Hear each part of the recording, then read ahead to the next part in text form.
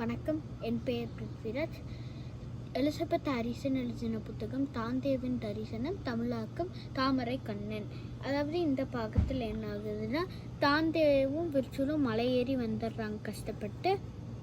அப்புறம் ஒரு மிகப்பெரிய வாசல் பார்க்குறாங்க. அந்த வாசலில் 3 படிகள் இருந்தது. தாந்தேவும் விர்ச்சுலும் முதல் படியை ஏறுறாங்க. முதல் படி ஜொலிக்கிற மார்பிளால் உருவாக்கப்பட்டது. அது ஜொலிக்கிற மார்பிள்னா அது கண்ணாடி மாதிரி அப்படியே ரிஃப்ளெக்ட் பண்ணும் எது இருந்தாலையும்.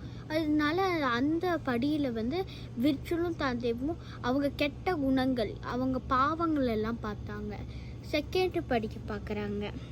செகண்ட் பணிக்கு போனால் ரெட் கலர் பளிங்கு கல்லால் ஆனது. அந்த பளிங்கத்தால் ஆனதை அவங்க பார்க்குறாங்க. அது எதுவும் ஜொலிக்கலை.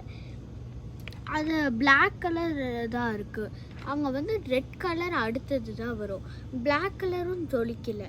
பிளாக் கலர் ஏன் ஜொலிக்கலைன்னா, அவங்க நான் அப்படின்ற உணர்வு அவங்கக்கிட்ட இருந்து அது பறிச்சிருது. ஏன்னா நான் அப்படின்ற உணர்வை பறிச்சாதான் அவங்க அடைய முடியும் எதையும்.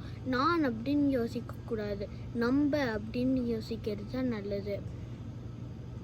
3வது படி வராங்க. அது சிவப்பு கலரில் இருக்குது. அந்த சிவப்பு எதை குறிக்குதுன்னா, கடவுளோட ரத்தத்தை குறிக்குது. அதாவது திருப்பி அவங்க பாவத்தை செய்யக்கூடாது அப்படின்னு. அதெல்லாம் தாண்டி அவங்க ஒரு ரொம்ப ரொம்ப அழகான தேவதையை பார்க்குறாங்க. அந்த தேவதை ரொம்ப அழகாக இருக்குது.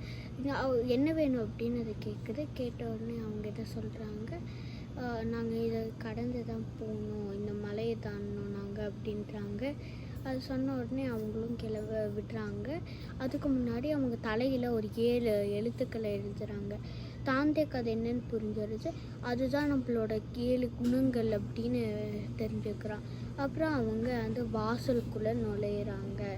அங்கே ஒரு தங்க கீயும் அப்புறம் ஒரு சில்வர் கீயும் இருந்தது. அதை வச்சு திறக்கிறாங்க அந்த வாசலில். இதோட இந்த பகுதி முடியுது. நன்றி, வணக்கம். அடுத்த பகுதியில் சந்திக்கலாம்.